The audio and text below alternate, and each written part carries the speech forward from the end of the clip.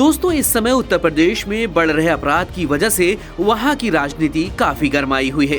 आए दिन हत्या, चोरी और अपहरण की खबरें सामने आती रहती हैं और इसी मुद्दे को लेकर विपक्ष योगी सरकार पर हमला करता रहता है। सोशल मीडिया पर बनारस वाले मिश्रा जी के नाम से मशहूर हरीश मिश्रा पर भी जानलेवा हमला हुआ है। इस हमले में हरीश मिश्रा को काफी चोटें आई हैं।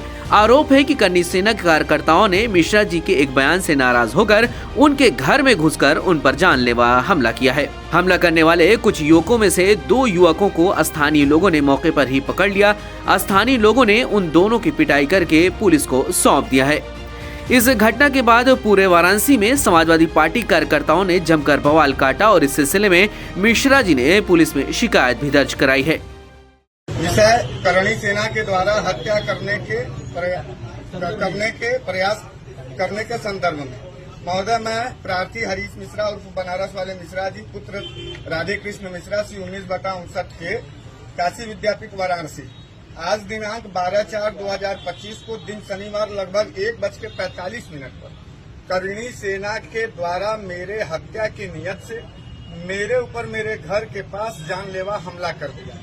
हमलावरों ने धारदार चाकू और तमंचा यानी पिस्टल का इस्तेमाल करते हुए गैंग बनाकर मेरे सीने पर और मेरे ऊपर हमला किया, जिससे मुझे काफी चोटें आए।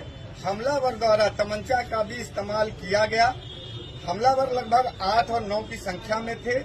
ये मेरी हत्या करने आए थे, जिसमें मैं क्षेत्रीय जनता के सहयोग से मेरी जान बचाई गई और 2 हमलावर को पकड़ लिया गया है।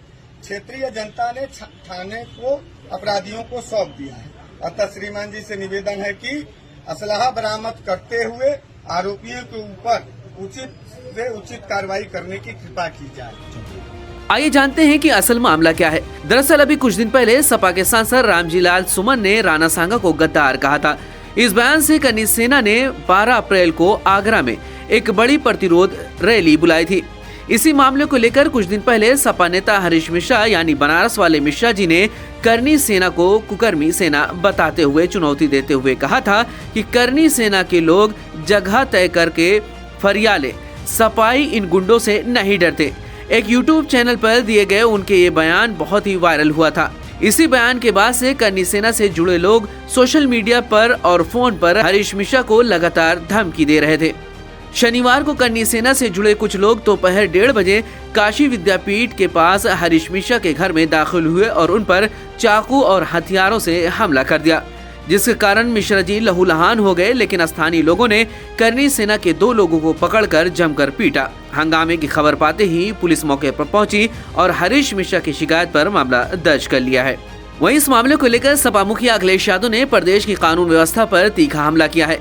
उन्होंने सोशल मीडिया प्लेटफॉर्म एक्स पर लिखा कि समाजवादी पार्टी के जुझारू और प्रखर वक्ता व बनारस वाले मिश्रा जी के नाम से लोकप्रिय हरीश मिश्रा पर चाकू से किया गया कातिलाना हमला बेहद निंदनीय है।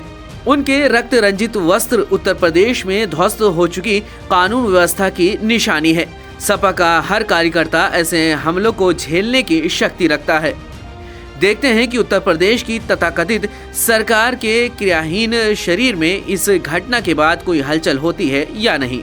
इससे पहले भी अखिलेश यादव ने करनी सेना को हिटलर की सेना से तुलना किया था और जमकर लथाड़ा था। और ये सेना में ना सब नकली है, याद रखना। हिटलर ने भी बनाई थी एक ट्रूपर।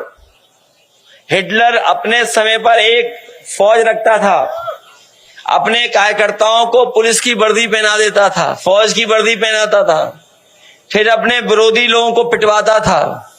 उसका नाम था ट्रूपर्स, कहा करते थे उसे। ये बीजेपी वालों की ये ट्रूपर है, ये जो सेना दिखाई दे रही है। वहीं इस मामले पर वाराणसी पुलिस ने घटना की जानकारी साझा करते हुए कहा कि हमला करने वालों का संबंध करनी सेना से नहीं है। कुछ बातों को लेकर 2 पक्ष में झगड़ा हुआ था, जिसके बाद ये घटना घटी है।